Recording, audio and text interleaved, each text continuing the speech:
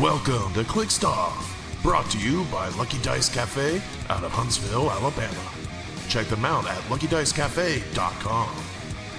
And now for your hosts, Daniel Powell, Jason Alvey, Alex Coos, and Tyler Spees.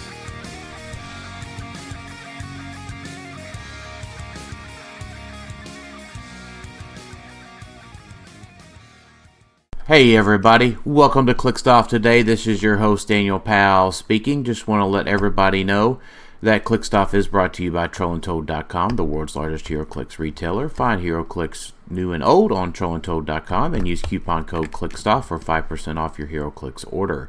Merchant and pre-order items do not apply. If you like what you're listening to today on Clixed Off, check us out at patreon.com/ClixedOff. $1 and above gets entered into our giveaways. $5 and above gets entered into our Discord server for Heroclix strategy and tactics discussion. Joining me today is Jason. Knee is getting better, not so old now. Alvey. Yep, healing up. Feel better every day. So, good stuff. And joining me tonight is Alex, back from the beach all tanned up. Coos. Yep. I could not bring Mr. Chomps though. He didn't want to come out of retirement, so he just stayed in the lake down there. So yeah, that's all right. That's all right. He's good to go down there. So I tried my best, but oh well. It's got a prime spot there. Oh, a prime spot? Yeah. Oh man, you got the good Heroclix joke in there too. And then our surprise special guest tonight, who just got back with me, and we got him all loaded up and ready to go, is Isaac. One Infinity Stone away from an Infinity Gauntlet Arnold Berkowitz.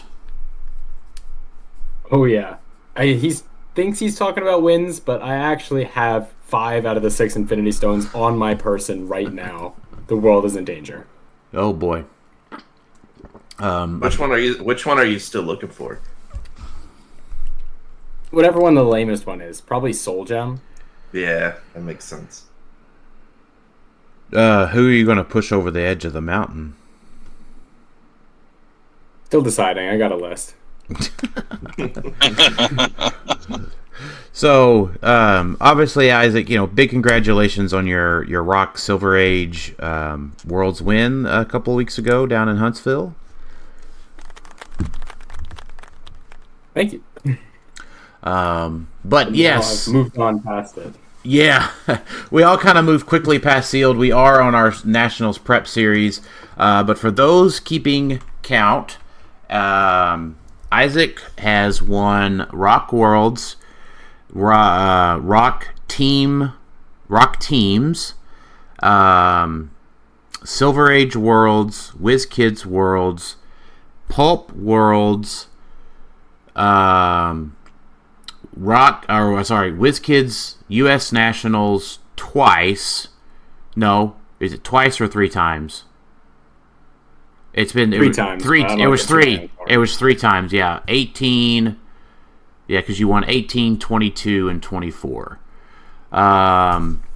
So that only leaves him the Whiz Kids Team Sealed World Championship left to win before he's won everything there is to win in Heroclix.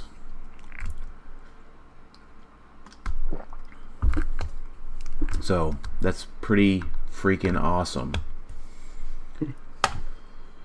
But yeah, big congrats on your win there. We'll talk a little bit about it. Do you want to talk about what you played, what team you played, and just kind of your thoughts behind the team real quick for those of us looking to play in the Thursday Silver Age event at Origins? Yeah, I can talk about that a little bit.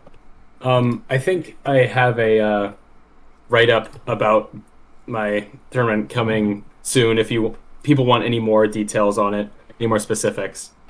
But just brief stuff about it. I played an X-Men theme with Angel, where the whole strategy was, it was a 60-point old guy who, on his last click, he takes damage, or he can take a free action, destroy all blocking within 5, and deal 3 to everyone within 5. And so I would damage him to his last click, get him to the other side of the board, and just have a very powerful alpha strike there. Classic Silver Age stuff.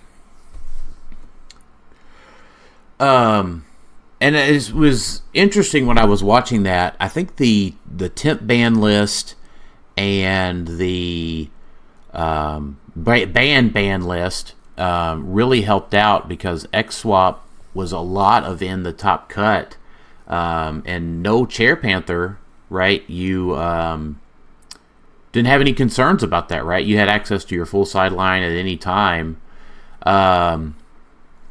I know Wes had the Wakandan Hulkbuster that made top cut. I think he made pretty far too, right? I don't exactly remember how far he got. Did you run into the Wakandan Hulkbuster at any point along your run? Yeah, I actually had to play Wes in, I believe it was top 16. And the team had a backup plan of bringing in the Hellfire Gala Sinister. And so I wouldn't play Angel and instead would rely on just a heavy defensive shell that was able to grind through the Hulkbuster matchup and other matchups like that. Gotcha. So the Hellfire Gala Mr. Sinister, I don't even know what it does, to be honest.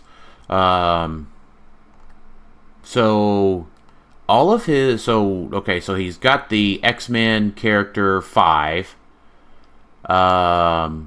And he does that once per turn? So he doesn't have to be loaded like the Captain Marvel does. Okay. Most of the X-Men based ones have that. It's the Avengers ones that have the once per game for the Avengers?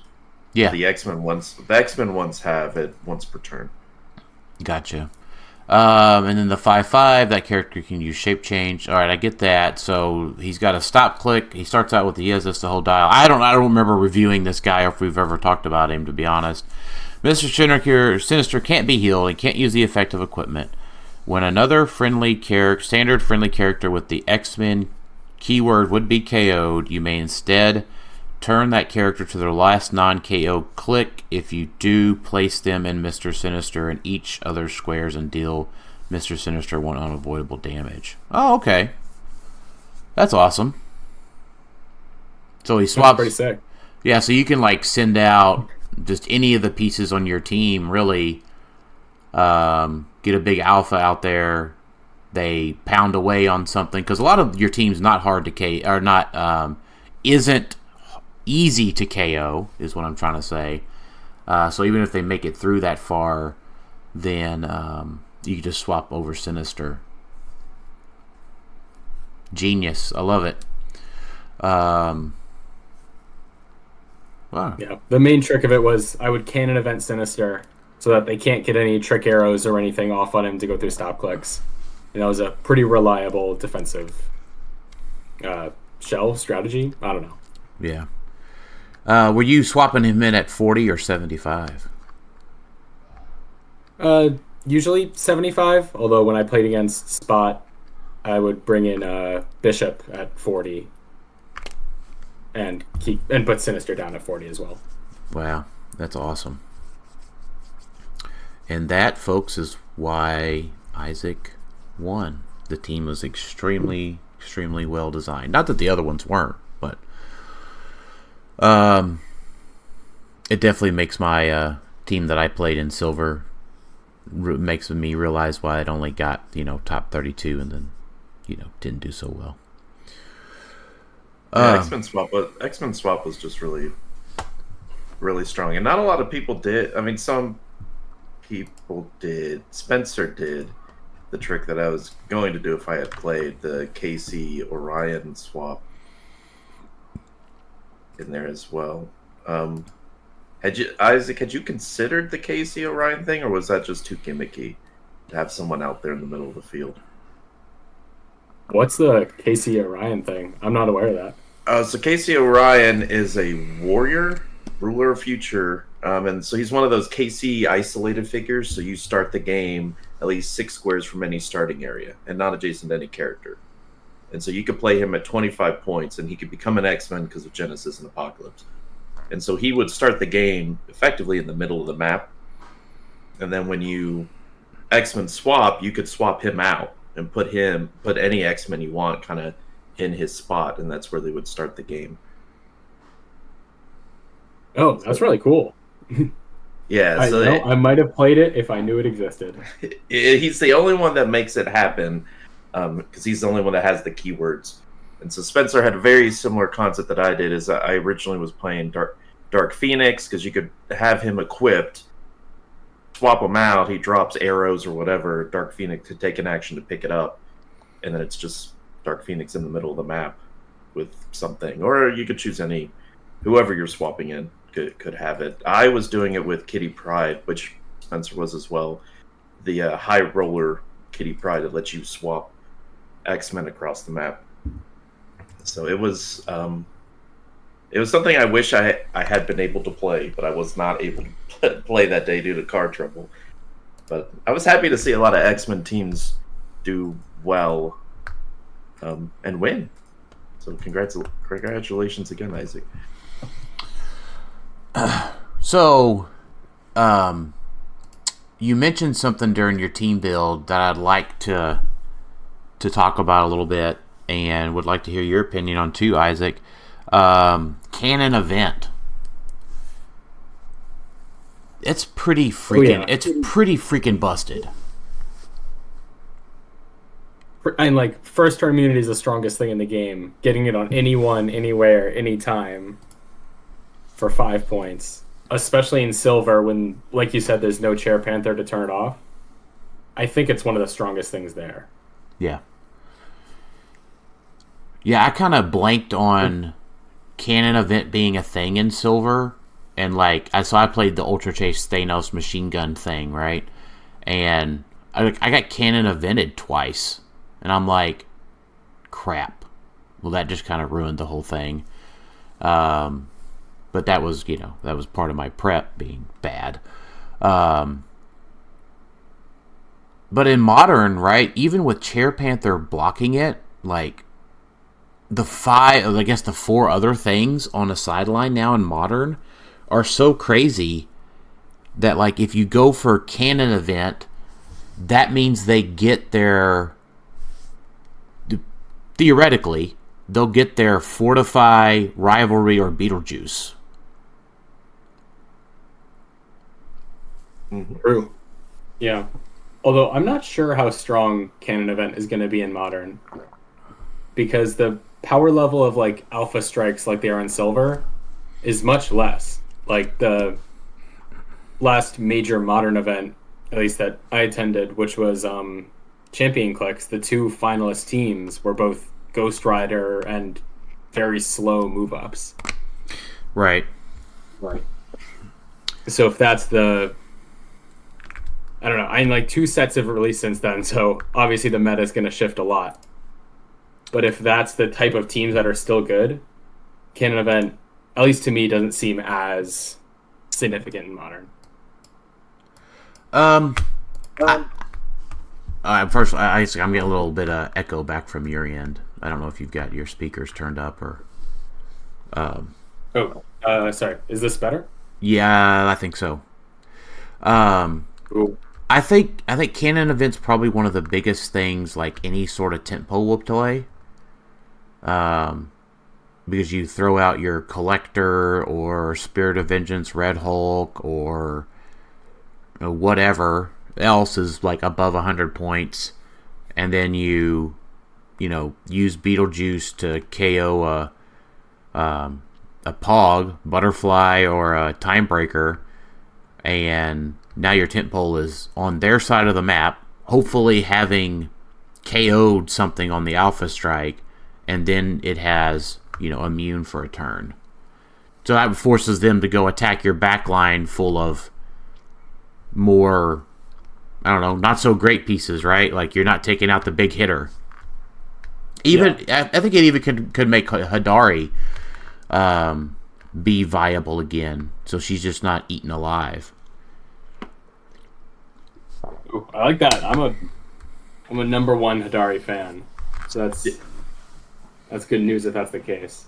Yeah, because you could just bring because she can just bring a Pog over with her, and if she does a pulse wave, she'll just include the Pog in there and effectively activate it on her own. Yeah, and that gets around, Black Panther too, right? I mean, because she can just bring the butterfly Pog with her. Yeah, and we also have Rivals Respawn that has the lava terrain. If you wanted to activate some, that's at the end of your turn. So I think that still works timing wise. I wanted to kind of lead off with this on the modern thing, but I'll include it now that we've already kind of switched over talking about it. Modern's kind of nutty right now, but it's in like a fun way. Yeah. Does that make sense? Like, Rivals Respawn is nuts. And Alex, did we're recording this on June 1st. Did the orders for that map go away yet? I have no idea. I can look it up. Yeah. Because if it's not, I want to make sure to encourage folks to... Well, the H-Rate shop should have shut down yesterday. Okay. So then At the end of the month. Yeah, so hopefully everybody got their Rivals Respawn map ordered from the Heroclix from Huntington event. So as a reminder on that map, always HC Units and HCMaps.net for a picture of what we're talking about. The orange squares are lava terrain. At the end of each turn, each player places in the friendly square characters in a lava terrain square into a respawn room, and then deals characters placed this way 1 unavoidable damage until your next turn. If that character would gain immune, instead it doesn't. So obviously it's a great way to trigger the KO of Pogs or Time Breakers to activate Cannon event. Good news is that you can't mind control characters into there and then they take a unavoidable on your opponent's turn. Like if you're the opponent, you can't mind control somebody's character in there for them to take one unavoidable. They at least have an opportunity to move it out. Is that true? Because really? Am I reading it wrong? Oh no, I'm each turn. Oh, I'm reading that wrong. The friendly characters is they get to place their own friendly characters. Yeah. So you can mind control them. Yeah, the only thing that they were talking about needing to fix with the wording is timing because of how active player works. I don't know if they actually fixed that, if that's the correct wording or not, because it's at the end of the turn. And so, but yeah, it should be if you could mind control them into the lava and then they would take one. Oh, okay. Well, then that makes more sense. I don't know. Let's take a look real quick. Errata and clarifications. Do they even have a section? I don't know if they fixed it. I know there was a discussion point at one point weeks ago about, I think Adam brought it up, of like the timing is a little weird because it's at the end of each turn. Each player places any friendly characters, and then you active player chooses something. I don't know. It's a little weird, but it may not be anything. Oh, okay. Well, I'm sure probably the judges for nationals will have it all figured out. Yeah, but it's a map that kind of does two good things. It's two maps in one, effectively. Because you could easily have a map that just has the lava terrain aspect. Yeah. And it'd still be pretty decent. So those maps. So the second half of this map, pink squares are respawn rooms. When a friendly character takes 3 or more damage from a single attack after resolutions, place that character into a respawn room. Now, we talked about when this came out how that is nutty for the opponent as well. And note it is damage from an attack, not like Colossus's damage. And a single attack too. Yeah, so it can't like stack up from a flurry. Mm-hmm. Um, And it's not optional. it's not. It's not optional. Yeah, that's the key thing I noted from it is like you don't get to say, "Oh yeah, I'll put it in the respawn room." It's no, when they take 3 or more from a single attack after resolutions, you place that character in a respawn room. This is why I'm glad that I'm recording tonight, because I thought it was optional. Yeah, unless it's worded differently than what the map actually says. I'd have to go pull mine out, but Well, I trust that Clay has it correct.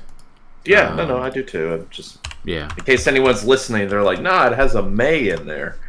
We're reading it off HC units, so Yeah. None of the stuff from Rock Cup is on the legal list yet. It's because it's not legal until this Wednesday. Is it Wednesday? Okay. Yep. So it should all be added for Wednesday. So that's crazy that like a lot of stuff, right? And it is so like I'm looking at the map, and I'd say what's crazy about this map is, and I've played on this, I've practiced so far for nationals on it. Isaac, have you done many test games on it yet? So we actually went out to our local game store and did our first nationals prep today. And we played exclusively on this map. And can confirm it is super wonky. Like, Yeah, so we found... go ahead. We found that one of the respawn effects are obviously insane. But one of the biggest things is that the player who goes first, if they want to pick side, the side with the elevated on it, there's no possible TK line that gets you more than 3 squares on the corner or 2 squares. Yep. Like, it really shuts down mobility, and then once the fight gets started, everyone just gets sent to wherever they want to, in the rooms, in the lava. There's certain figures that really like the map, but also certain figures that really don't. Like Colossus. Anyone with mind control loves it.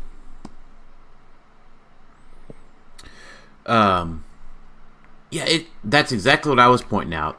The right to left, if you're looking at it with the pink rooms on the north-south side, yeah, you just can't TK out. Like, you can't do your thing, right? Like, your normal, like, I want to TK out Superman, and he running shots shoots you for 3. You just can't do it on that side of the map. But playing it the north-south way, if you're looking at it on HC units, I think it's like completely nutty in that, and I want to ask you if you've done this yet, Isaac, is like have you respawned in the opponent's starting area respawn room, but just away from their figures? No, we haven't had that happen yet. Normally, when we are having people... Normally, you save your big attacks for the end, because you don't want them respawning and messing up your positioning. Yeah. And when you do that, you want to respawn your guys right next to all of the opponent's figures in the starting area. So we've typically had it increase offenses rather than, like, decrease them and make them defensive. Well, yeah. So you're saying most of the time you're portaling back across the map, or you're staying on that side of the map? Most of the time we're staying on that side of the map and just getting Got it. closer to the opponent's figures. Yeah, that's what I was saying. Yeah, is respawning. Like, let's just say they're grouped up on the left side of, where DEF is. Just respawning over on like JKLM. Just outside of their reach, depending on the order of their attacking, is also pretty busted, because you just get out of the range of their attacks and you're over there again to fight another round, hopefully.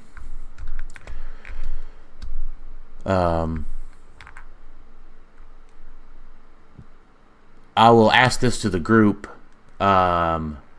Does Rivals Respawn replace Major Brock's bunker for y'all? Replace it. So replace it. You can play three maps. I understand. Does it replace it in your reach to pile? Like pretty much like if you have to choose map, most of the time you were picking MBB. If you had to go second. Does Rivals Respawn become your new reach to, as far as your hierarchy goes? Oh, it's on the same level, I think. It's just a different. It's something different, which honestly we've needed because I think people rely on Major Brock's bunker too much. So I'm kind of happy that there's another map, even if it also is a bit broken and wonky. At least there's now variety instead of having to be on. Oh, we're on Major Brock's bunker again! Surprise! They're just 1A and 1B. I don't know which. Definitely, I think it's like some teams prefer Rivals Respawn over bunker, but not every team. Makes sense. I could see it easily being Major Brock's bunker, Rivals Respawn, and then your third map is some open outdoor map or something. Since that would be what you're missing out of all your maps, is something that's a little bit more open. Yeah, that makes sense. Yeah, I'm with y'all.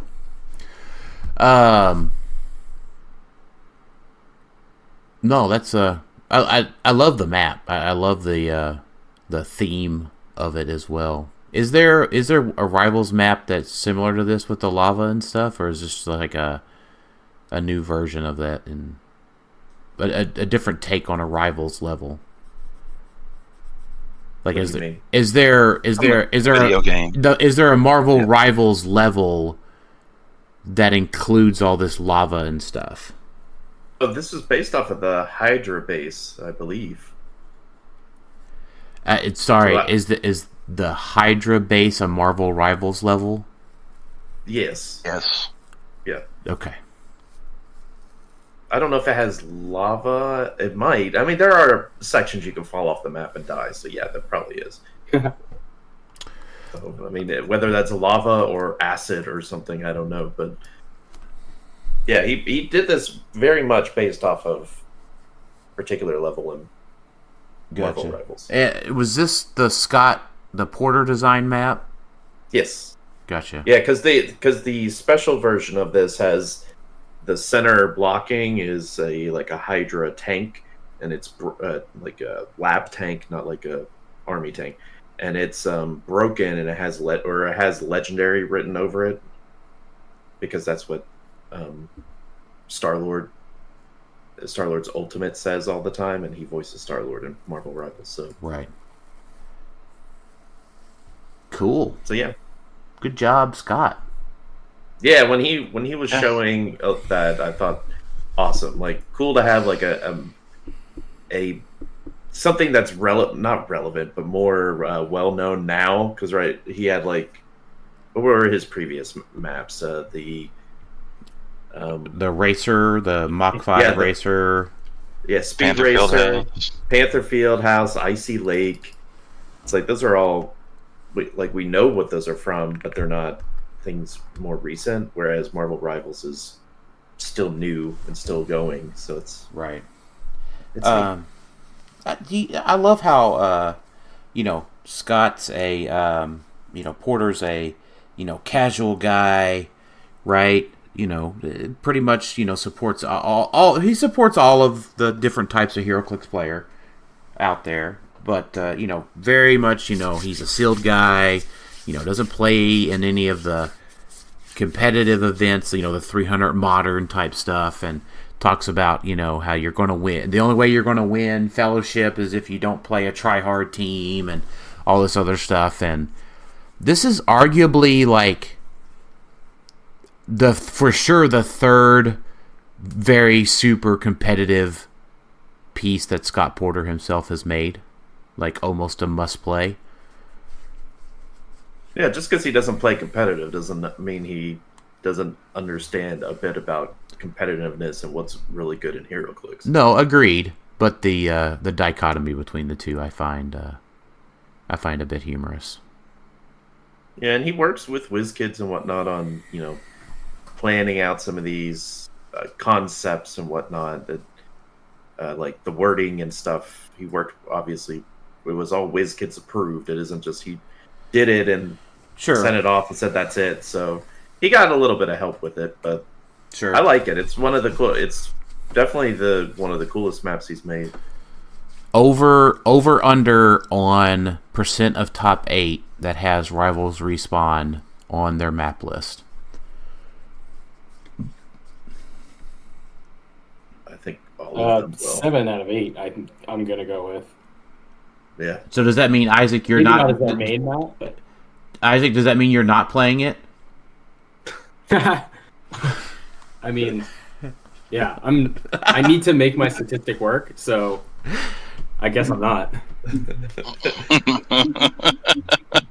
I mean, everyone's playing Major Brock's Bunker and Rivals Respawn. It's what is that third map? Would you say that 7 out of 8 go for top 8 at Nationals?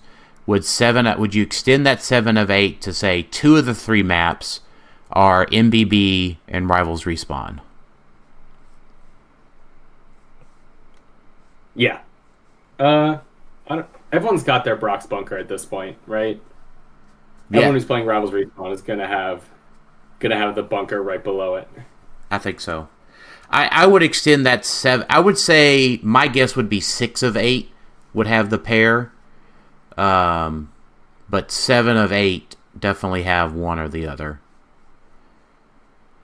Well, sorry, 8 of the 8 have one or the other, but I'm going to say 7 has Rival Respawn, and then at least 6 have both. So Makes sense. We'll know in a couple of weeks whether or not I'm right or wrong on that one. We were talking about tent poles before we got into the map. I want to know what Isaac thinks about Prime Destroyer. At 270 or 150? Whatever you think is the better. I think 150 is his only playable line, but I definitely prefer. I think Collector is still the number 1 tentpole. I would never play Destroyer over Collector. That seems fair. High defense Collector, is that the way to go? I'm not sure. I've seen builds with the Ruby that does the retribution damage on shape change. Then they give him the wild card and play the Chitauri Warrior to give him 4 through 6 retribution shape change. I'm not convinced that that's not better, because the one thing Collector does struggle with is damage. Although we haven't seen that put up top results, and +3 defense Collector has won 2 major events recently, so I'm guessing that one's probably better, but maybe just no one is playing the Ruby build. Yeah. It just depends on what comes out of Smash and Destroy, since there hasn't really been much that has Smash and Destroy in it yet. Yeah.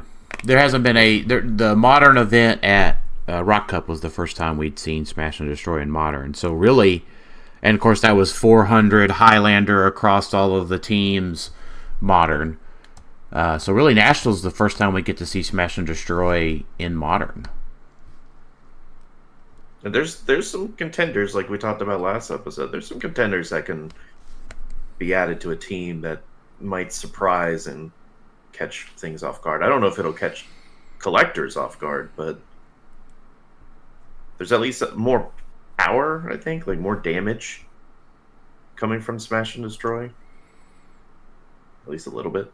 Yeah. What do you think, Isaac, about Spirit of Vengeance Red Hulk? Too easy to get around or good? So I can tell you right now, there is an 80% chance Spirit of Vengeance Red Hulk is on my Nationals team.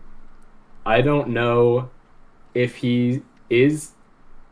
I don't know the answer to your question. I was testing him all today on Rivals Respawn, and we found that he does die a lot. He's not too difficult to KO with his pilots and with just attacking him. But last Click Thanos, the Collector's Trove, number 40 Thanos, even once Spirit of Vengeance dies, his pilots stay out. And that Thanos is so strong, I think that he's going to do... It's going to be weird, because he gives up 125 points to get like 1 or 2 last Click Thanoses. Yeah. I'm a big fan. How many Beholders are you testing with? 1 or 2? I played 2 today, but I think after today I'm going down to 1. Yeah. I love it. It's insane to call out the Beholder on the last click. Yeah, just end the turn. I'm playing Vengeance and 900 Masterminds, and they're all... So you get 1 hit on him and he goes to stop click. Mm-hmm. That's at least what I was trying out today. But it was okay.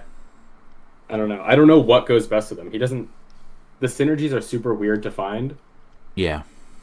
But he's a very powerful piece. I would say I was testing him with Zala, Phoenix, of course him, and then just like some other random good stuff, like Reverse Flash and whatnot, because Zala can call him over, right? We get to also see the first time the impact of the Phoenix Pog in meta during Nationals, which is pretty wild in and of itself, pretty wild piece. But yeah, Zala being able to just plop a Red Hulk right in front of the other team and have Red Hulk attack too, and then poison, assuming no Beetlejuice, obviously. I don't know.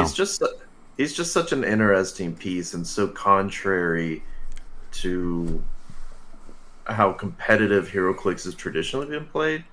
Like playing a piece that's over 100 points that you want to get down to its stop clicks, and you have to, like, you almost want it to be hit and KO'd, and not KO'd, but like you're not trying to build him necessarily to try to do damage. You can. I mean, he's 11 for 4.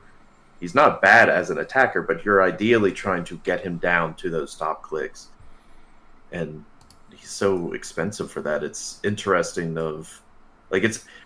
that's probably why it's a little harder to build around him, because it's either you're used to playing cheaper figures who used to do that, aka Isaac's Lex Luthor. like very similar concept of, oh yeah, let's hit him down so we can bring out a bystander. It's just hard to figure out exactly how he fits. I still think he's incredibly good. I love him, but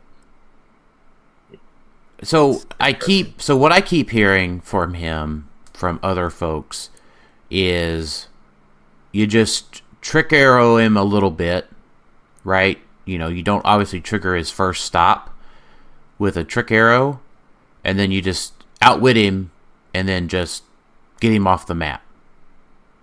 And I'm like, that's so incredibly difficult to pull off. Because you've got to have a outwit, so first of all, you got to use one attack to get a trick arrow on him. And then we're assuming that attack, he doesn't shape change or super sense out of if he's got a bike on him. And then the subsequent attack, you have to have all your outwits near him. And then you have to be able to outwit the stop click, outwit the impervious, or hit him for a bunch of pin damage, and then outwit the shape change and the super senses if you got a bike on him. And I don't know how viable that actually is. Without that first trick arrow attack, triggering the stop click. Well, how much would he have to take to go to the stop click? With or without the impervious. Well, you're saying ideally they're hitting to get him to the stop click? No, they'd have to avoid hitting him to the stop click. So it'd have to be like a penetrating flurry with the nth metal arrow, where the first attack only does... Well, I guess it doesn't really matter, because the first attack, they would nth metal him, he wouldn't trigger his stops. Yeah, I mean, you'd have to trick arrow... I'm thinking out loud, sorry folks here, trying to hearing me fumble through this. It'd have to be penetrating damage that gets around shape change, gets around super senses, and it has the nth metal. So, because you gotta do... He's 3, 4, 5, 6, 7. So you gotta do 7 clicks to him, so that's 4 damage and a flurry. So a 4 damage flurry that's penetrating with a trick arrow piece. And then those clicks are still revealed. So in that case, because the pilots are instantly spawned, right? So each click, that click is still revealed, and the pilot still comes out instantly. So you then just have a couple of Beholders and a couple of Thanoses to fight back with? I think there's a way you can kill him the way you're talking about, with just one flurry. In the manner you're talking about. Okay, so who's doing a penetrating flurry with 4 damage? Because if you do penetrating... if you're doing a flurry with 4 damage, you will trigger the stop click. No, not if you nth metal, because nth metal is on hit. Okay. So it won't. So he won't stop. So who's doing the 4 damage exploitive flurry? Flash or something? Well, so Reverse Flash has Precision Strike, not Exploit. But is there equipable exploit? Am I sleeping on Not that? anymore. Not right now. No. And I think Wally West could do it with he takes away the super senses, and I think the last click he turns to as exploit. Yeah, it's a 10 for 2, but he has blades, so he could blades it. Yeah, so Wally would have to deal, and so I get that. That's a good one. Wally has to hit his first attack. No, he doesn't have to hit it. So he could just hypersonic. So they're assuming that that's also playing Panther, and you don't call out your Beetlejuice against it because his things are free. It turns off the super senses. So Zenzied Caveman Wally West with a Black Panther on the team, which oddly enough is 95 points, I think, to put that package together. So the counter plus 10, so it's 105. So the counter for Spirit of Vengeance Red Hulk is the same cost as him, which seems pretty fair, I guess. Close to the same cost. Yeah, close. Pretty much the same cost. Yeah, maybe. Yeah. And then you still hit blades, hit the attacks. There's obviously ways to go through him, but that's the case with everybody, right? If you have 3 outwits and you hit with an nth metal, you could take out a Collector in 1 turn. But Collector's still amazing. Yeah. I'm just hearing that if I'm building Spirit of Vengeance, I want to strongly consider Prime Elsa or something to try to eliminate potential nth metals if it's that big of an issue. Not that she's a required piece, but they do theme. So yeah, Prime Swamp Thing's a good candidate for what you're wanting. So he's flurry, exploit 4 damage. So the good thing about Prime Swamp Thing, you're talking about you said Prime, right? Mm-hmm. Is that so he is a giant, so you'd have to get the trick arrows on a giant somehow. Obviously, there's ways to do that. But if you just go with him normally, because you'd have to, because he can't be equipped, his ability, he just turns off reducing. He doesn't turn off stops. Right. So, I like that. That's a good idea. I mean, the key thing, though, is if you're the Spirit of Vengeance player, you're gonna know, or at least know most of the methods to kill him easily, and so you'll spot those, hopefully, and try to avoid them if possible. Sure.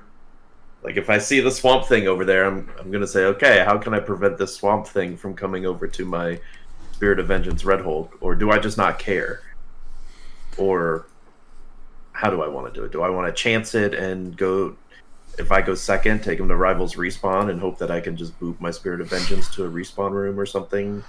Which is... assuming I hit a shape change, because if he flurries, he can flurry you and you still die before you get the boot with the respawn. So yeah, which is even the nuttier part to it all, right? Like, if any part of that fails and you're on Rivals Respawn, Spirit of Vengeance Red Hulk is now somewhere else on the map, and a Beholder and a Thanos or whatever is now on the map, and your turn's over.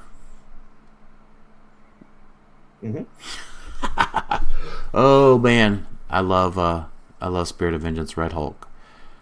Now, the biggest thing against Spirit of Vengeance Red Hulk, Collector gobbles him up, and none of the pilots come out. True. Although he does take 5 turns to put collection tokens on him, I think. Correct. Yeah. So I found that putting Chthon on Spirit of Vengeance is very nice, to be able to bring out Thanos's during your own turn. And against Collector, being able to bring out guys even with Collector ignoring him and trying to collect him. I think that's usually good enough to get around him.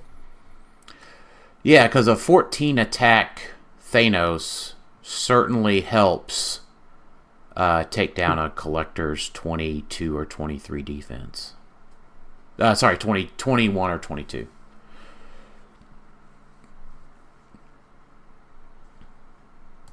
Have you tried the Gauntlet Hulk on him yet?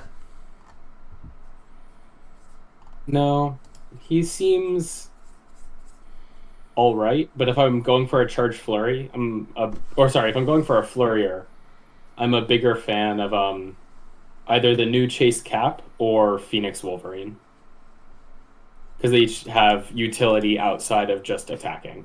Right. Jason, you know what this means, right?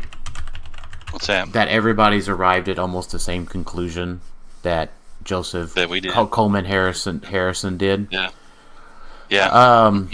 So, for presentation to everybody, Jason and I, Theo had his birthday party yesterday, which Jason brought over his son, and they played for hours upon end.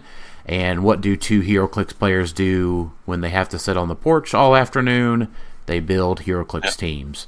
So Joseph Coleman Harrison built the 4 pilots. Of course, this was Highlander. And he played Phoenix Wolverine, Zombie Scarlet Witch, Beholder, and Chase Thanos. Which, in a Highlander format, I think are the best 4 pilots for Spirit of Vengeance Red Hulk. Swap up or down as needed.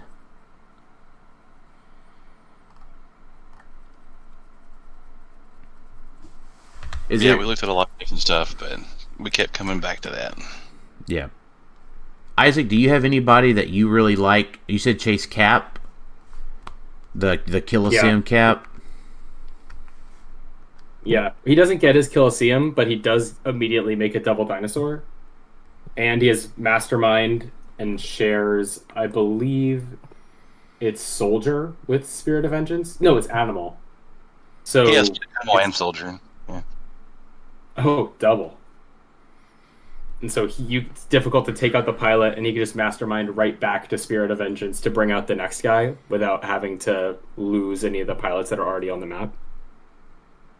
Plus, the enhancement from the Devil Dinosaur makes the Beholders who you bring out, whose offenses are pretty lacking, it makes them much more threatening. Mm-hmm. That's good. I like them. It's crazy. Man, like I said, Nats is going to be nutty, but in like an oddly good way. Like, none of this stuff is extremely busted. Like, we've played through some extremely busted nationals in our careers of Heroclix. Like, Not like the Kongfest from last year. Kongfest seems pretty tame, to be honest. But But it was just all the same. Like, I don't know. That was also because we were still... Well, no, Nats, I guess, was post-maps, right? Yeah. Because Nats was a lot later. It was August. Just remember, we are still less than a year out from being short maps only. Because Origins last year was Morlock Tunnel get Poison Ivied, which was not great. Yeah, I'm eager to see how many collectors make top cut. Just in general. I think there'll be quite a few. Well, I'm hoping at least one. What? You're not playing Spirit of Vengeance, Dan? You keep talking about it. You've talked about it nonstop, and now you've abandoned him. I haven't abandoned him. I tell you what, sounds like you have. Here's been my problem in testing is it's just hard to hit collector that much. Like, Chthon helps, I agree. But at the end of the day, it's like you're chasing down a collector to some extent, and you've got a pretty big investment in Spirit of Vengeance Red Hulk to, like, just, he can get kind of hit, and, with all these rival respawn maps and even the bunker, it's kind of hard to chase down collector, potentially.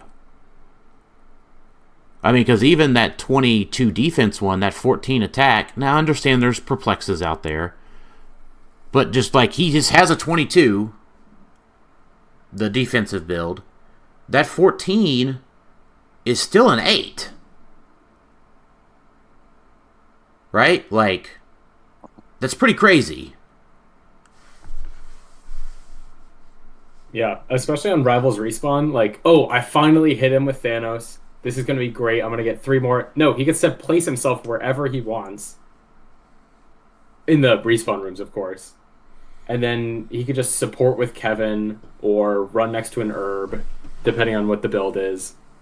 Like, Rivals Respawn seems like Collector's favorite map and makes the best tentpole even more impossible to hit. Yeah. I think that if it wasn't for Collector, I would be 100% on Red Hulk. But man, Rivals, just Isaac, it's amazing how you and I are on the same thought plane there, at least to some extent. Collector's just really good. I mean, he just stands there and is good. I mean, like, that fits your style a million times more than Spirit of Vengeance. I know. I will say this. I am 100% locked in to playing Spirit of Vengeance Red Hulk in Silver. Oh. Okay. That whoop-de-doo. What do you... Like, all right, you're no one cares about that. That's my point. Like, that's like saying, oh yes, I'm here to support these people in this event. Not a lot of people are playing in because we're really concerned about nationals. There's a Silver Age side event. There's a Silver Age. It's not a side event. It's the main event. Silver Age is a very important format. Yes. It's like saying I'm absolutely gonna play Serpent Society in Pulp. don't worry, guys. I'm absolutely playing that keyword in whole. Like, no, you're bailing on him for a collector, which I understand. Oh my gosh. Collector fits your style a million times more. Like, Unimind Thanos is really difficult to KO pieces who are very strong. Like, Collector fits that mold. Spirit of Vengeance means you have to, like, put him out there. He has to take damage. He does a lot of cool things, but it doesn't fit the Daniel Powell. No, so it's not even that, Alex. That's fair. I will say that is fair. I mean, I'll give you that. It's fine. But, like, here's the thing. Like, who wants to, like, what is... I guess what is not really particularly fun, which y'all will be like, well, yeah, that's Dan's style. But, like, I liked playing Spirit of Vengeance Red Hulk and testing so far. I have enjoyed it. He has. I can attest. Yeah, I have. Right, like, here's the other night. He had Spot in the Sinister Syndicate, and now, admittedly, he made a mistake, or the guy we were testing with, and he poisoned Red Hulk one too many times. Put him on his stop click. And I said, all right, do you have anything else after resolutions to do? And he was like, no, why? I was like, your turn is over. The Beholder is out. And he went, what? Could you explain that to me? I believe you, but can you explain that to me? That was a lot of fun. You got him with a gotcha? I guess, sort of. Sort of one. But he was the one that poisoned me. I mean, I just did what my figure does. I mean... It's fine. It's also, there's no, like, Spirit of Vengeance hasn't been solved yet, and there's not a lot of time to solve it. Right. Only crazy people have enough time to solve it, and he's on the show today. So. Yeah, so there have been, now, I will tell you this, Alex, you were talking about it being a side event. I am looking on the Origins website right now. It is the Heroclix Silver Age Origins Championship. None of this says the word side event in it. I know you have marked this so heavily on your calendar. You've started, you've talked about you playing in silver so much that I'm sorry to have doubted you of playing Spirit of Vengeance. Well, you know what? To be fair, I haven't talked about it with the team because Jason and I just built the team yesterday. So, I mean, we probably spent like 5 hours talking about Spirit of Vengeance Red Hulk between coming home from Rock Cup and sitting on the porch yesterday. Mm-hmm. Well, yeah. Yeah. He's maybe the most complex figure that's come out in the last, 5 years. I can't think of anyone else. As far as a figure goes, I kind of agree with you. There's so many options. Because there are other interesting pilots, like, in general. I just think that those four are probably the best. I think I like Chase Cap better than the Scarlet Witch. Does Chase Cap have the... Does he have Close Combat Expert? He does, yeah. That's the best thing. Right, Flurry. Well, Flurry doesn't matter for Hulk. That's why I like Zombie Scarlet Witch, was she had Close Combat Expert. So he does have Zombie Scarlet Witch or regular Scarlet Witch? Yeah, he has it. He has it and has Battle Fury. Yeah, so Zombie Scarlet Witch has Close Combat Expert and Precision Strike. Yeah, he has that. And so does Chase Cap. Yeah, Chase Cap has Close Combat Expert and Precision Strike, or Battle Fury and Precision Strike. Mm-hmm. Yeah, so the power set is Beholder gives out Prob, Chase Thanos gives out Shape Change or Outwit, Wolverine gives out Precision Strike and Exploit, or Blades and Battle Fury, and then Zombie Scarlet Witch gives out the Close Combat Expert and Precision Strike. Or Prob and Precision Strike if you want to take the Outwit from Thanos. Or, sorry, no, that doesn't work because you want to take the Prob from Beholder. So, never mind. Yeah, just bringing out Devil Dinosaur too. It's just super nice. I mean, 12-4 giant dino. Yeah, that's true. And he comes out on his flurry. He comes out on flurry too. Yeah. I have to think about him, or the Zombie Scarlet Witch then. I kind of like both. I mean, you have a ton more options in silver. No, I think Jason, like I said, Jason and I looked at it for like 3 hours yesterday. And it's all modern pieces? Oddly enough, it is. And you have enough... How many? Four, which takes up all of my modern sideline, which is... That doesn't seem good. Don't you want some of the one-shots and whatnot? Yeah, I mean, no team... you do. You do, but no team is perfect. I would probably sacrifice one of those that you're talking about for one of the one-shots for sure. I'm sure there's a... maybe not ideal, but solid figure in silver somewhere. Yeah, I would say as long as I could find like a monster or something in silver that has close combat expert that's worth the crap. There's no way there's not that. Right, there is, obviously. There's probably like 800 of those. So we were looking for big beefy last clicks, and those are your 4 beefiest last clicks for sure. I was glancing through it, and the one monster I did like, or I think he's a monster, is the old 195 point Chase Apocalypse. The one that comes out on... He's a 12 for 5, and he makes it demon. Oh, the super rare. The one from X of Swords. Yeah. Yeah, that was, I believe, a super rare from that set. Yeah. I think the coloring is wrong on units.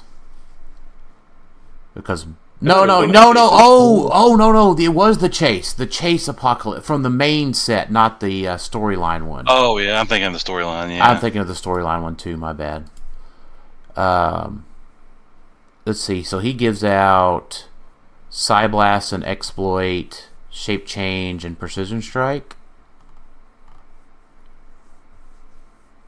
Man, he's 13. He just dies though. He just dies at the end of your turn though.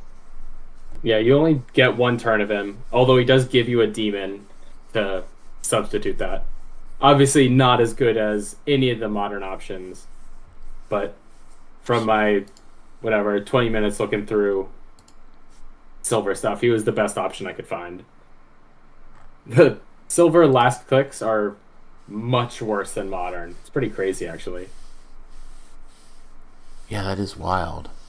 How just far apart some of these pieces are.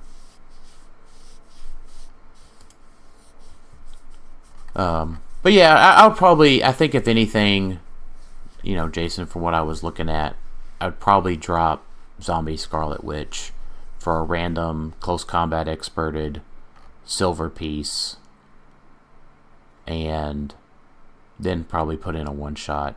That's probably really the sacrifice. That sounds better. Make. Probably. That's probably the sacrifice you have to make. Unfortunately, can't have everything because Canon Event and Fortify and Rivalry are just too good. They got me looking at my team now. I'm trying to find a close combat expert that's worth a darn. All right, the last thing I wanted to talk about on today's show. Is there anything good in range? From range? Yeah, at range. Like collector. We've talked about. Which I guess really probably the broader topic is the kooky past Avengers the return of range? No, they are not the return of range. No, because they're playing barely any Avengers. They're playing all the speedsters. Okay. Now they could play Hawkeye. But I'd say another great Avenger / Asgardian is the Pulse Wave Thor is probably the next best, or at least up there with the best range attackers. Yeah, he's when really they get good. Stormbreaker the starter set. Yeah. And Hadari's not dead. She's just not. There's just a lot of things that could just kill her easily. Mm-hmm. So she's not bad. She's just you can't really rely on her. There's no surprise factor of Hadari anymore. Right. But she's still definitely range. What about that Legacy card one? Not the Two Gun Kid. Did you say Two Gun Kid? I did say Two Gun Kid, but I'm not talking Kid? about him. What was the? Who's the other one? What, Vigilante? Vigilante, yeah. They're the same thing. Is he worth it for range? I mean, he's passed. I mean, he's on a team, but like, it depends on what you mean by is he worth it for range? Are you building around Vigilante? I sure hope not. But are you building a pass team and you're like, oh, doesn't he have marksman or something? He does. Yeah, I think the real question is a range-based team viable? I think that's the that's kind of the best. Yeah, what I'm getting. I think now more than since last year because of the Phoenix Pog. Because we lost. What is Phoenix Pog? Because of Mern. Is my thought. Is because Mern was a lot more popular because everyone and their grandmother was playing Scott Porter, so you at least had somebody you could hit. But then when the Porters went away, you didn't have as many people playing Mernable keywords. And now when you have the Phoenix Pog, well, everyone is going to share the same keywords. So I think that brings Mern back to the forefront. And I think that's why Dan's asking a little bit about range, is because Mern is going to see a resurgence because of the Pog. And the question is, well, who can go with Mern nowadays to maximize that potential? Yeah. And so, like, Captain Universe never really saw much play. He's technically kind of a ranged piece who doesn't really need Mern for what it's worth. You've already said Collector. I'm just looking at pieces that have like over 6 range, 5-6 range. And they're kind of middling pieces. There's not a ton out there. Blue Beetle, technically, is a 6 range. Yeah. Phoenix Everything Sentinel. looks pretty whatever. Oh, Phoenix Sentinel. Phoenix Sentinel, yeah. True. Good call. That In one, the age of the traffic barrel, it just makes maneuvering your running shots super difficult. Like, it's so much easier to just charge and go next to someone. It's a big risk to play range. But doesn't it also make it a big risk to play close combat? Like, if you get stuck and you just can't bust in, like, I think and I'll wrap it around to my thought here more so than a question, than a nebulous question, is non-mernable keywords with barrier in the barrel a viable strategy? With some sort of canon event tentpole, not a tentpole, some sort of canon event, go score some points, and then barrier up. well, the problem with that is you ideally want to have Mern yourself. Mm-hmm. So you'd have to build like Butterfly or something to bring in your own Mern, and at that point, Butterfly is Mernable.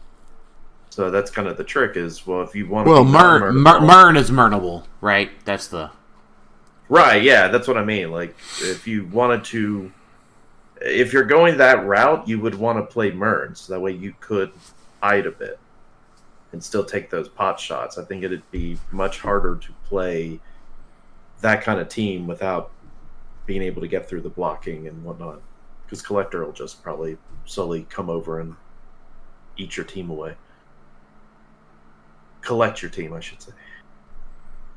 Although, if you don't want to play any Mernable things, I think the next best strategy that does that kind of pot shot and then hide and barrier is probably Spot, right? And I don't think Spot is burnable at all. He isn't, but the problem is like a lot of the other team could be.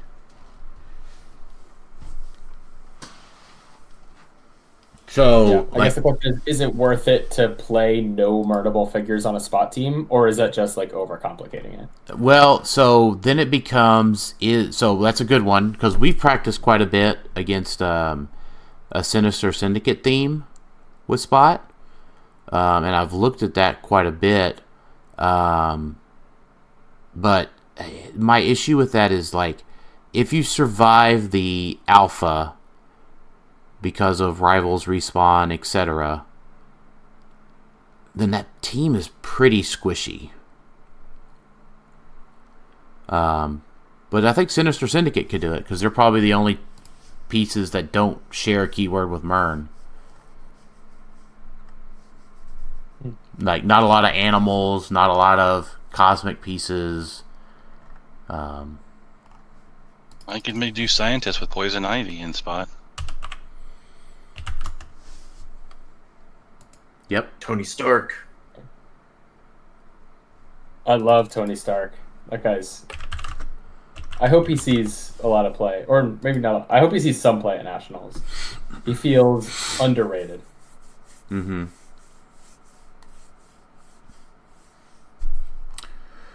I agree with that one. He's really good. Maybe Ivies are the play again. All right, there's our wild card call to wrap up this episode. Did we have, well, before we wrap it up, did we answer all the questions? Oh, you know what? We didn't have questions. We have questions. Sorry, folks.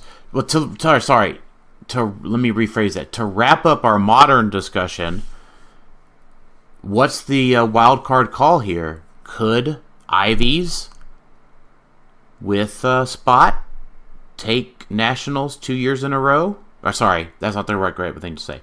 Take Origins 2 years ago, this year being Nationals. Could Ivies do it again? Maybe.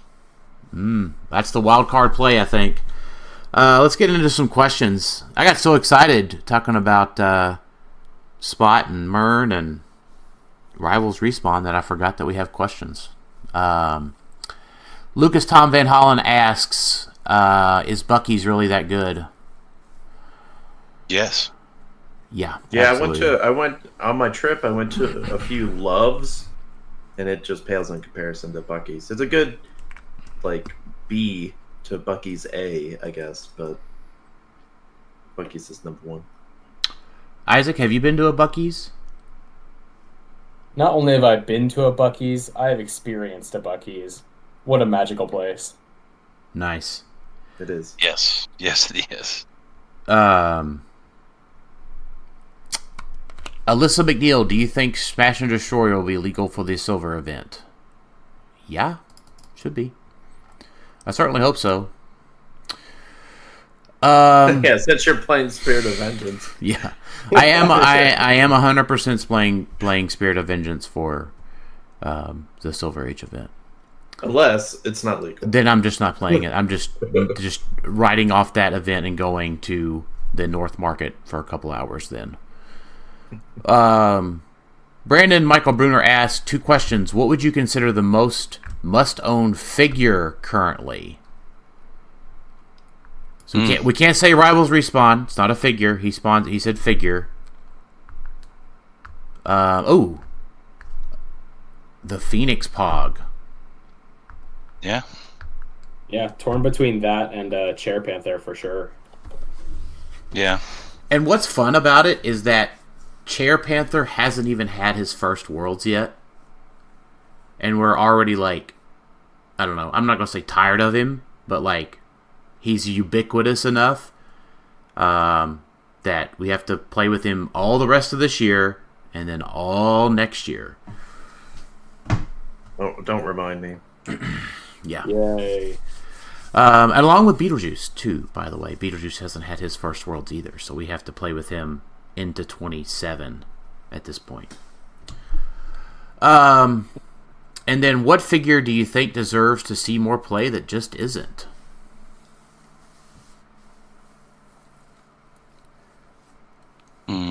The new Asgards, maybe? I mean, they just haven't had a chance yet, but maybe that's the other wild card for Nats is the new Asgards.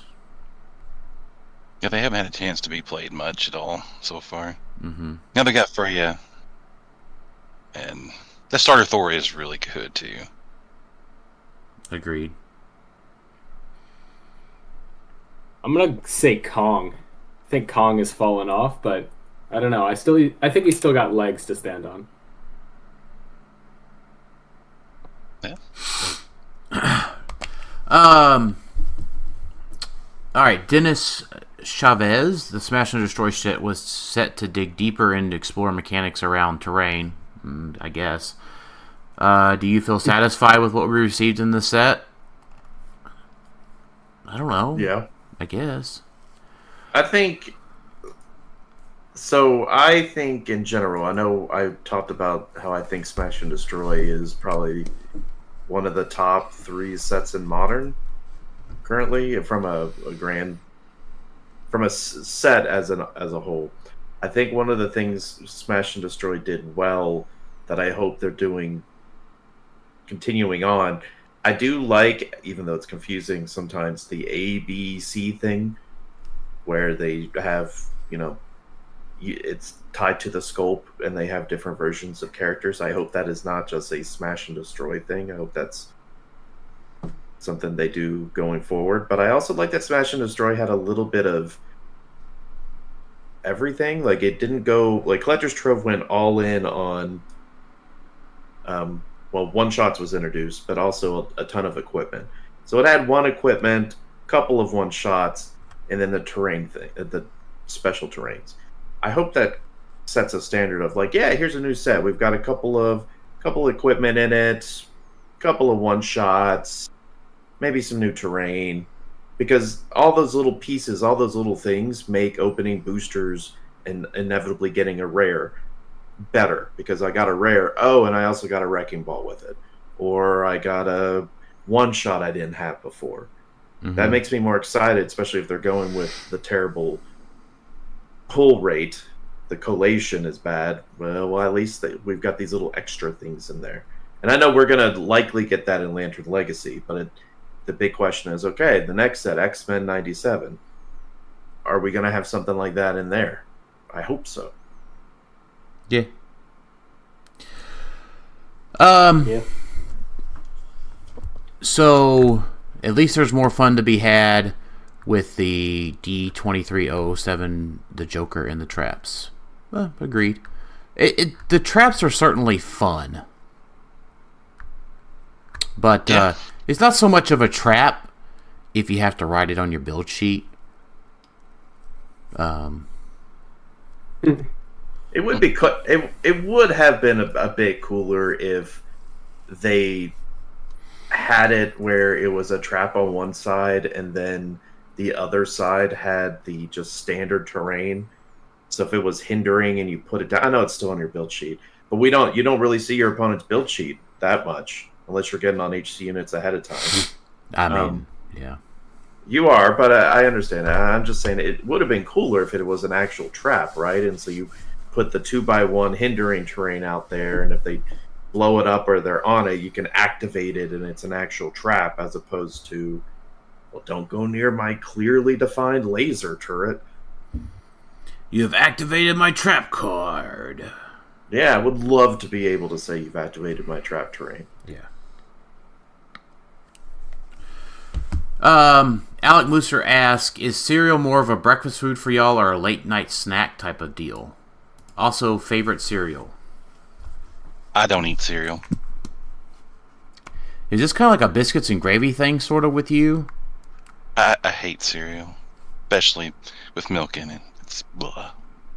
Okay. Soggy, nasty mess. No. Really? Gotta eat it faster. That's insane. Raisin Bran is the top 3 food, maybe of all time. Even as a kid, I didn't like it. I'm on the Raisin Bran train. I like Raisin Bran. The adult Daniel loves Raisin Bran because it's actually pretty good, and fiber is important to have in your diet. But the Fruit Loops are my top. Health aside. So that's where my answer for Alec is both. Is cereal more of a breakfast food? Yes, I do Raisin Bran or Honey Nut Cheerios sometimes for breakfast.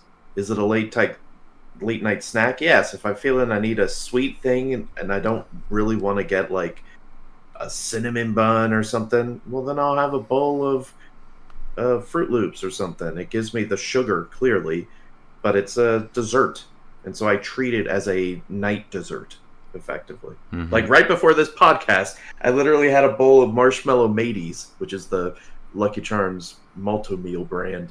I literally had that because it's like, I'll have a dessert, I guess. I will say this, I have not found any of the protein cereals that don't taste like ass. I can agree. I've tried quite a few. So if anybody has any protein type cereals they would recommend, please send them my way. Anthony Barnstable asked a bunch of good questions. Do we think the Destroyer Prime will be problematic in sealed formats at Nats? Yes. I mean, problematic is such a big word. Is it very strong and pretty much unbeatable? Yes. Does that equal problematic? Maybe. They did say it is smash and destroy, right?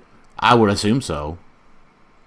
Okay. The only reason I asked is because technically Lantern Legacy is for July, and I know Origins is almost last week of June? Middle of June. Pretty solidly middle. Okay. Yeah, hoping that WizKids learns from what happened at Huntington's and says that Destroyer can only be played at 150 and sealed. Hoping. Are there any combos that you have found that you think violate tournament integrity and spirit of the game? Not really. Not yet, but just wait until we play more Rivals Respawn. Yeah, Rivals Respawn, I guess, maybe, in general. It doesn't really violate those two things. Like I said, Modern's in a wonky place, but it's fun. I would also say Major Brock's Bunker feels like a violation of the spirit of the game sometimes. Boy, such a good map. I'm like, oh, great. Yay, I gotta climb up these stairs again. Yeah. What quality of life improvements or other changes do you want to see made by the staff? So, Champion Clix, we didn't get a lunch. And that made me upset. Hungry? Yeah, it made me hangry. And y'all can keep all of your Dan as a bigger man jokes to yourself. But then, so that would be the thing. Have an appropriately timed lunch for an event that starts on schedule.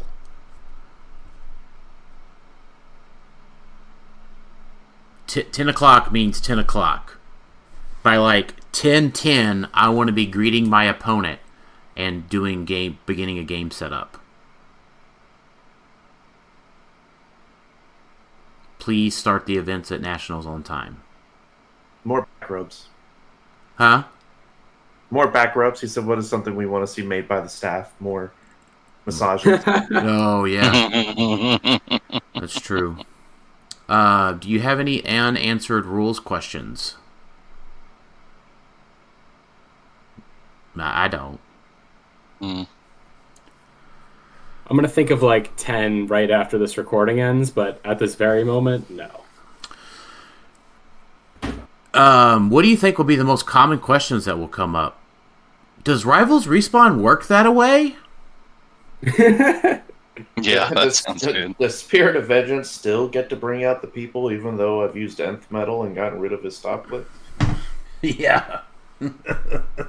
Does my turn indeed end because of the Beholder? Yes. Yeah, Oh, yeah, I just remembered one of the questions. What does ending the turn mean? Do after resolutions effects still trigger? So it's a you get all of your after resolutions effects as active player. So active player gets all of their after resolutions effects because Beholder is an opposing after resolutions and effect, and it gets ordered with everything else, and it ends the turn. So ending the turn means it goes to end of turn phase, which means you still get to clear and stuff, and any other like end of turn effects would still happen. Lava. Yeah, lava. So, like, my main question is, here's the scenario. My Spirit of Vengeance has Chthon on him, and he goes and he charges a Mystic during my turn. And I hit the Mystic. First, for my after resolutions, I take one from Chthon, and I generate Beholder during my turn, and then his after resolutions to end my turn happens. So do I then skip the Mystic's damage? No, because it's still a triggered effect. As far as I know, it would still have to happen. But if it skips to the end of the turn phase, does it go over the after resolutions? That is a great question. Anthony better listen to the podcast. Yeah.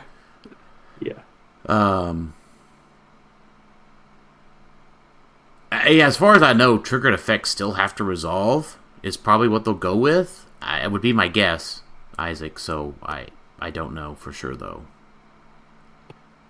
But yeah, I guess we'll see come national. But I don't know. But here's the real thing. I don't know that you would you actually want to bring out your own Beholder on your turn and in your turn? If it's the last thing you're doing, then maybe it's a niche application for sure. But right. It might be if you're on your getting to his last stop click and you haven't brought him out yet.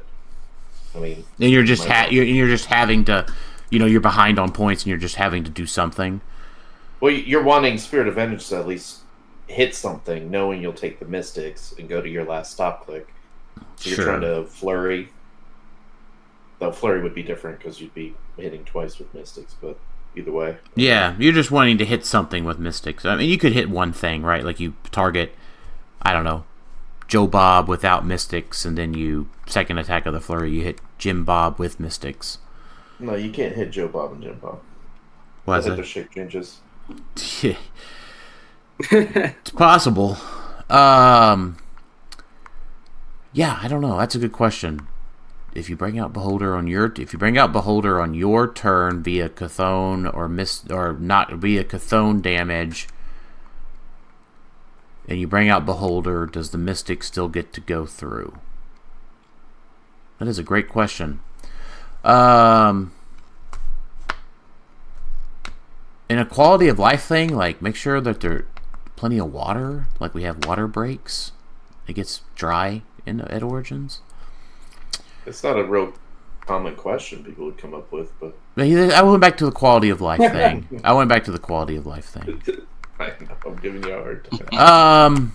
Amato asks, if Collector is such a fourth, is there any consideration to Legacy Odin? Ooh, I don't know. That's a good question. What does Odin do? I mean, I kind of know what he does. The problem, I think, in general, is that if there's a Collector counter that's out there, it also is a counter to Legacy Odin. Oh, he's talking about the one that says, choose an opposing character until your next turn. That character is Earthbound neutralized, can't use the effective equipment, and its maximum attack and defensive values are each equal to Odin's printed value of that type. Yeah.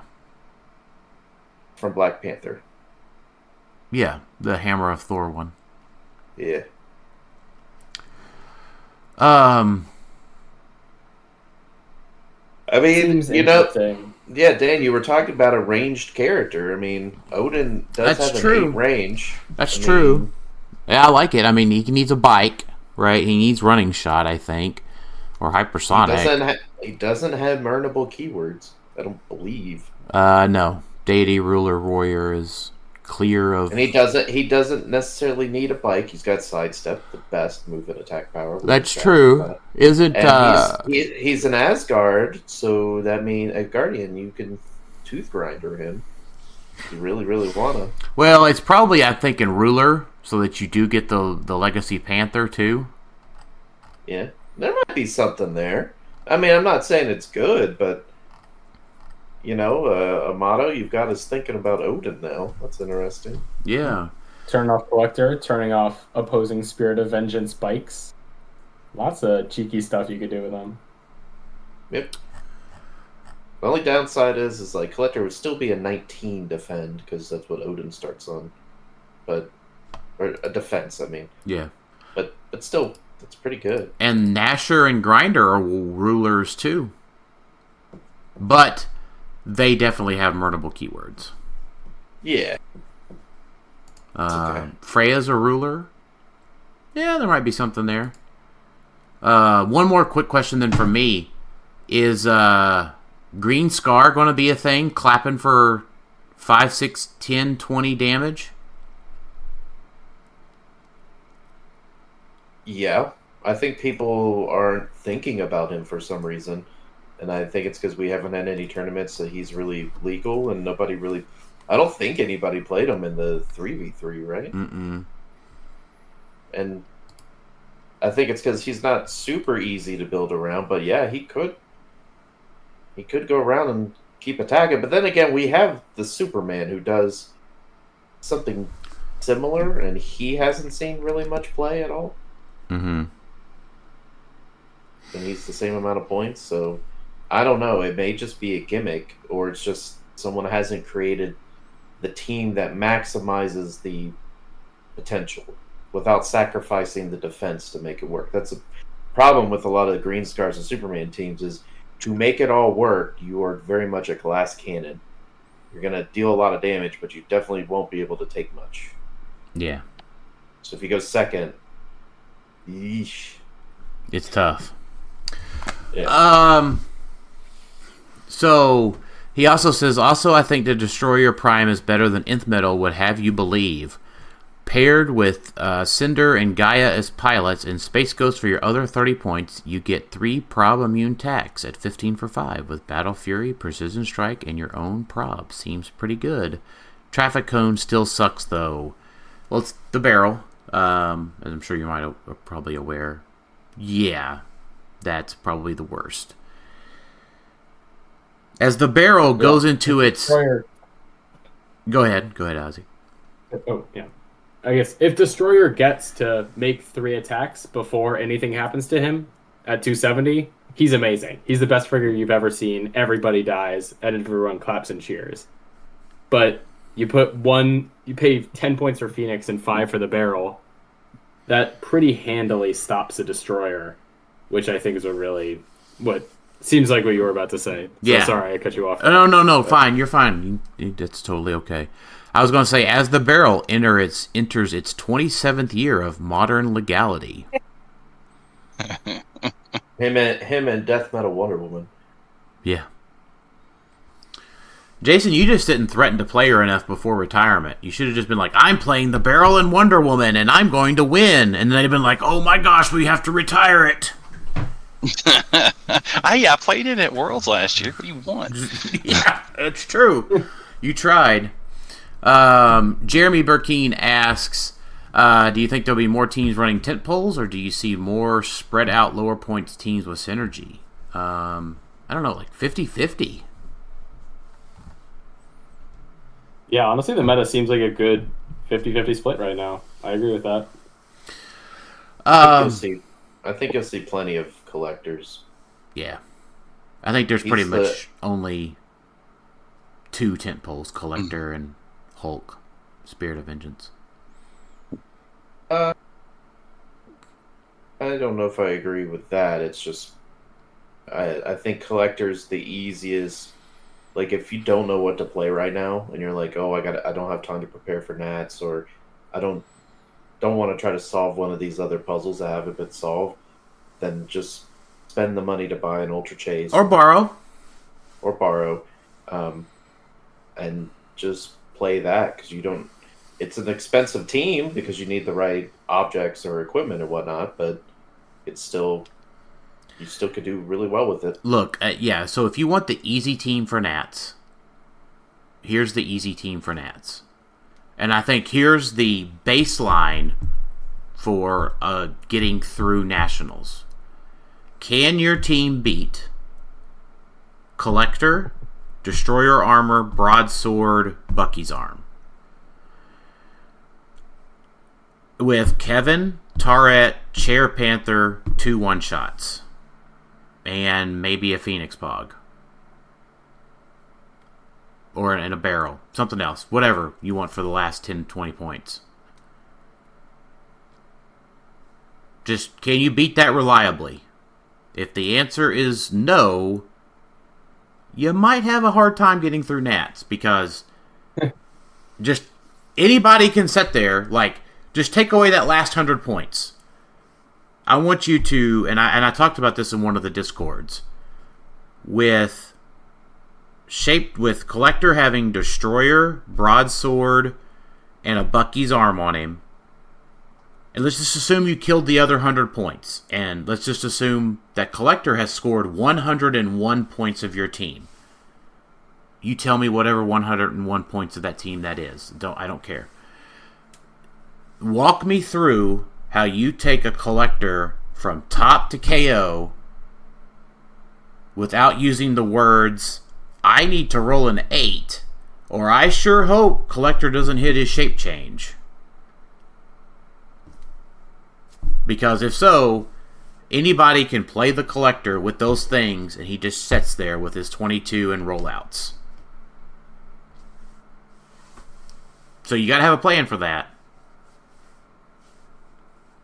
So it's pretty crazy. Like, you're like, is Dan like talking against a really good tentpole?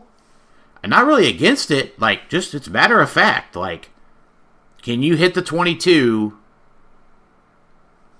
Can you hit it? How reliably can you hit the 22? Pretty simple. Yeah. I have a quick question for you, Dan. Is Destroyer Armor the best? Are you planning on playing? I mean, maybe you're not planning on playing it, but is Destroyer Armor good enough on Collector? Because it gives him the +2 defense, but doesn't it also make him into a giant? It does. Very rarely is he using his giant reach 3. It also means that he doesn't auto break from smaller characters anymore, though. Yeah, I agree. But there's... I get that. I don't think it's that big a deal. I think if you're... I think if you're that worried about it, like you swap out the broadsword with the universal weapon, and then you just kind of pulse wave everything that gives you a problem, or poison it. Very fair. So you go with the 21 defense, and all the other stuff still applies. Like, hit the 21. Like, instead of the broadsword, you just play the universal weapon, and you just walk me through how you're going to reliably hit the 21, you know, when anybody can play it. And then Collector can just pulse wave. You know, or whatever, right? Whatever cajillion options of attack powers he could use. So, I don't know. Is he going to have to break away Isaac if he gets dealt more than 3 damage? Because he's just going to portal away then to not adjacent to anybody. Oh, yeah. Yep. You can do that. That's very true. Yeah. Like I said, it's going to be wild. It's fun. There's too many variables, right? I think that's the other thing that... Jason and I were talking about locally on Thursday, and maybe we were even talking about it in our group chat. The meta right now is way too wide open. You could just not have an answer for everything. So, like, Collector doesn't have an answer for Prime Rogue, pulse waving him and unequipping him. Unless he just dances around her and she never gets to hit him. Yeah, that's fair. But that was the saddest thing in the 3v3 versus Isaac. I didn't get to pulse wave him once. So I mean, nothing wasn't that bad. Maybe I'm biased though. Oh, I hope Prime Rogue is my dark horse for Nationals. I still think she's really good. It's just she needs a secondary attacker, and it's hard to tell what that's supposed to be at 300. Yeah, I'm with you. So Eric Adams, to Phoenix or not to Phoenix? Mern makes it a double-edged sword. I plan on playing Phoenix. Well, that's because you're also probably planning to play Mern, though. I think that Mern keywords are too ubiquitous, like, in general. Like, just as a reminder for those not having Mern right in front of them, like, Mern having Animal gets, like, a crossover with a lot of the new Asgards and some of the old Asgards, like Sleipnir. Assassin is an entire archetype of its own, right? Soldier covers a lot of good stuff, including the new Chase Cap. Spy is randomly out there and good. So it's the keywords that you don't think of that Mern just randomly pairs with that probably makes Phoenix not that big a deal. I think my answer to his question is don't. It could end up backfiring on you if you don't think about it hard enough. It's easy to just be like, oh yeah, I'm just going to add 10-point Phoenix to give me my TK and leadership and whatnot and call it a day. I think you really should only play Phoenix if it enables certain combos on the team. Unless you just don't care about Mern. Like, I'm thinking like, oh, it activates Zala and Diana. Yeah. Because now everyone now works with Zala and Diana. So they could bring anybody over. Mm-hmm. So on that team, yeah, you want to play Phoenix. You could say, to hell with Mern, I want Diana to bring anybody over. But if you're like, oh, I got 20 points left, that'll be a Phoenix and 2 one-shots, well, make sure that's the best decision. You're not just haphazardly adding it, and there's other options. But don't forget, Perdegaton's still really good for TK. Don't forget we have the kooky Scarlet Witch, who's incredibly good for her points. And don't forget that Perdegaton is also Mernable. Yeah. So that's what I'm talking about, Alex, is like, does it make that big a deal whenever these randomly good pieces just have Mern keywords? Well, it's a difference, though, of Perdegaton being Mernable and your whole team being Mernable. No, I Phoenix agree. Makes your whole team become Mernable. I agree, but like the Mer player's absolutely playing the Phoenix. I agree, but here's the thing: like, if Scarlet, like, if Perdegs is your only TK, and he gets sniped and he just ruins your reach, well, that kind of sucks. Maybe don't play him, right? You have to look out for Mern everywhere. Yeah, but you got to hit him twice. Like, I'm okay with Perdegaton. You only hit him once. Perdegaton? I thought he had the 2 thing. If you're playing him at 20, he doesn't. Oh. I don't... If I'm building a team and I'm playing like a Perdegaton, I'm probably... My Mern focus is I don't care if 1 or 2 of my pieces, as long as they're not my main hitters and like my very key pieces, I want to make sure that they're not Mernable. If Scarlet Witch for some reason is Mernable, well, okay, I'm more concerned about if I'm going second. Mm-hmm. But throughout the life of the game, if I'm going first, okay, if they want to come over and take out my 25-point piece, that's 1 attack they're not making on the rest of my team. That's okay. Sure. But the Phoenix Pog enables everything, and I don't want that whatsoever. That's fair.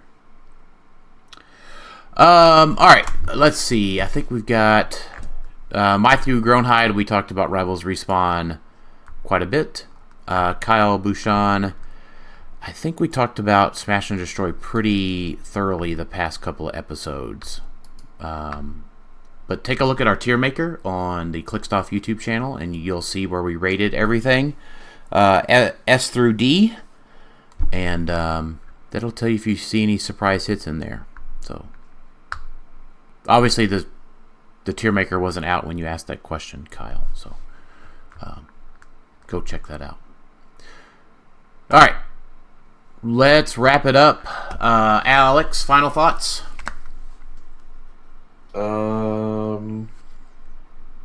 Just as a reminder for everybody of what's coming out later this month, real quick. June really only has the Heralds of Galactus Iconics, the Batman Forever Iconics, and the Batcave. And then there's a Spider-Man 400. July is all Lantern Legacy. And then as of right now, we have nothing in August. Which seems a little odd. But not good. I like just like a Iconics or something, but It is enough, man. It's like, we're just money all the time. yeah, so we're hitting June's pretty light. May was pretty light too, obviously, because Smash and Destroy got moved back. Technically, May had no releases. So just keep an eye out for those Iconics. We've seen the Batcave, and it was kind of meh. But don't forget, Heralds of Galactus was good. There were a couple pieces in there that were actually pretty good. We haven't seen Batman Forever, I don't think. And I know nothing about the 400 Spider-Man. So, Final thoughts, Jason? I guess I wish I was going to Origins. I can't go, though, so everybody have fun. I'll be waiting to see what happens there.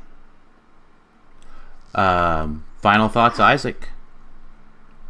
Yeah. My takeaways were that the silver event is arguably more important than the main event at Nationals, and Spirit of Vengeance Red Hulk is super easy to understand and play around. Both of those are not true, and I'm very interested to see how Modern turns out. Agreed. So my final thoughts are, if you have not been to Origins since 2019, when WizKids was last there in a official capacity, although you should have been there the past few years when Jay's been doing his events. The convention center, as we've mentioned on shows in the past couple of years, now serves alcohol on the floor. So be prepared for that if you partake. The food inside of the venue is really great. Don't forget to check out the North Market right across the street. And Isaac, thank you for being on. You have won nearly everything there is to win in Heroclix. Our sincerest congratulations for your Silver Age win from all of us here at Clixed Off. And thanks everybody for listening to Clixed Off today, and we'll talk to y'all next time. Later. Later. Thank you for having me.